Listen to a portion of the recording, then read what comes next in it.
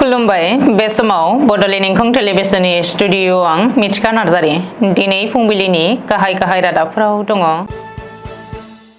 चिरां जिल्ला बिजिरसालिया सा 6 दायनिगिरिखौ जिउनां जोबथेसालिनि साजा फोसावदों। अरां नेशनेल पार्कखौ फुवारनो लादों हाग्रा बिफाना। खासि जयन्तिया आरो गार'फोरनि थाखाय 100% रिजार्भेसन होनांगौनि दाबि खालामदों खासि फरायसा आफादा।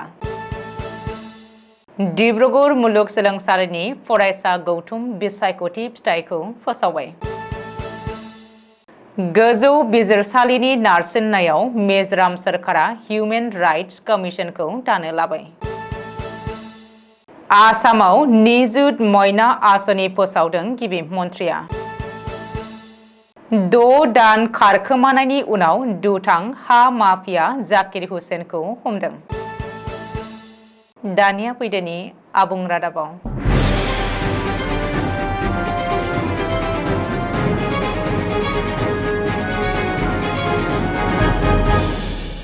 चिराङाव सा 6 दायनिगिरिखौ जिल्ला बिजिरसालिया जिउनां जोबथेसालिनि साजा फोसावदों। 2018 मायथाइयाव भारत भुटान सिमायारि ओनसोलनि हादान दक्षिण गावआव 45 बोसोर बैसोनि शरद नार्जारिखौ गाज्रियै बुथारनायनि जाहोनाव पुलिसआ सोमला बरगयारी, उखिल बरगयारी, प्रसेनजित बरगयारी, किसिराम बरगयारी, रेबिका औवारी आरो गोसोम औवारीमोनखौ खादोंमोन। 6 बोसोर नायबिजिरनायनि उनाव चिरां जिल्लानि जिल्ला बिजिरगिरिया सुक्रुबारखालि बिसोर सा 6खौबो जिउनां जोबथेसालिनि साजा फोसावदों। लोगोसेनो साफायाव 10,000 रां जुरिमाना फोनांदों। बे जुरिमाना 10,000 रांखौ होआब्ला आरोबाव 3 दान जोबथेसालिनि साजाखौ मोनबावगोन होननानै मिथिहोदों। मख'नो गोनांदि पुलिसआ हंके बरगयारी मुंनि सासेखौबो एरेस्ट खालामदोंमोन। नाथाय बिजिरनाया सोलिफुनायावनो हंके बरगयारीया रुंसारि जादोंमोन। दरं जिल्लानि सिङाव थानाय राजीव गान्धी अरां नेशनेल पार्कखौ फुवारनो थाखाय राहा लादों हाग्रा बिफाना। गासै 22,000 बिगा हाग्रा बिफाननि हायाव आयेन बेरेखायै हाबनायफोरखौ एभेक्सन खालामनानै जिब जुनारनि रैखाथि होनो थाखाय हाग्रा बिफाना बिफां लाइफां गायनायनि थांखि लादों। अदेबानि बे खामानिखौ हाग्रा बिफाना मावफुंबायबो होननानै गिबि मन्थ्रि डक्टर हिमन्त बिश्व शर्माया मिथिहोदों।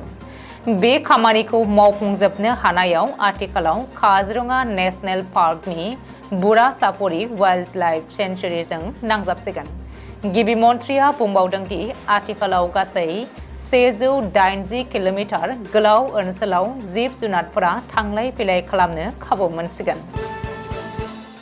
मेघालयआव खासि जयन्तिया आरो गार' हारिनि थाखाय गुदि आरो गेजेर फरायसालियाव 100% रिजार्भेसन होनांगौ होननानै खासि फरायसा आफादा गोख्रोङै दाबि खालामदों। मख'नो गोनांदि बेनि सिगाङाव मेघालय रायजो सोरखारा खासि जयन्तिया ट्राइबेलफोरनि थाखाय 40%, गार' ट्राइबेलनि थाखाय 5% आरो गुबुन गुबुन ट्राइबेलफोरनि थाखाय 5% रिजार्भेसन होनानै आद्रा 50%खौ उदां मासि महरै फोसावदोंमोन। खासि फरायसा आफादनि गाहाय नेहाथारि डनाल्ड बी टाबाया खौरांगिरिनि सिगाङाव फोरमायथिदों दि सोरखारनि बे फोसावनायखौ माब्लाबाबो गनायनो हानाय नङा। नंथाराब्लाबो 90%खौ खासि जयन्तिया आरो गार' ट्राइबेलफोरनो होथारनांगोन आरो गुबुन थाबावनाय 10%खौसो उदां मासि फोसावनो मोनगोन। डिब्रुगड़ मुलुगसोलोंसालिनि 2024 मायथाइनि फरायसा गौथुम आफादनि बिसायख'थियारि फिथाइखौ बृहस्पतिबारखालि मोनायाव फोसावबाय। बे गोदान बडियाव जुगल किशोर गगैया आफादगिरि आरो भास्कर ज्योति पाउया लेङाइ आफादगिरि महरै देरहासार जानो हादों। लोगोसेनो लेनिस मिलिया गाहाय नेहाथारि आरो हिरुज बरुवाया लोगो नेहाथारि महरै देरहासार जादों। गुबुन गुबुन आयदानि दालाइ आफादाव जेरै आरोबाव गोबाङानो देरहासार जानो हादों, बेबायदिनो निजोम बसुमतारिया भलिबल गेलेनाय नेहाथारि बिबानाव देरहासार जानो हादों। गुवाहाटी गोजौ बिजिरसालिनि नारसिननायाव मिजोराम सरकारा आथिखालाव सुबुं मोनथाय आयोग एबा हिउमेन राइट्स कमिशनखौ दानानै लानो गोनां जाबाय। थांनाय 6 सेप्तेम्बर 2024 खालाराव गुवाहाटी गोजौ बिजिरसालिया मिजोराम सरकारखौ गोख्रोङै बिथोन हरनाय बायदियैनो हिउमेन राइट्स कमिशनखौ गासै मोन 16 मासेजों दाफुंनो लाबाय मिजोराम सरकारा। मख'नो गोनांदि दाननैनि गेजेराव जुदि हिउमेन राइट्स कमिशनखौ दाफुंनानै लायाबा गोजौसिन बिजिरसालिया गोबां जुरिमाना फोनांनो हागौ आरो आयेननि बेरेखा होननानै फोसावजागोन होननानै गोख्रों बिथोन होनायाव मिजोराम सरकारा हाखु दाखुयै हिउमेन राइट्स कमिशनखौ दानानै लादों। आसामाव फरायसाफोरनि थाखाय गोदानै निजुत मयना मुंनि मोनसे आसनि गिबि मन्थ्रि डक्टर हिमन्त बिश्व शर्माया बृहस्पतिबारखालि फोसावदों। गासै 10 लाख फरायसुलिफोरा बे आसनिनि जोहै मुलाम्फा जागोन होननानै मिथिहोदों गिबि मन्थ्रिया।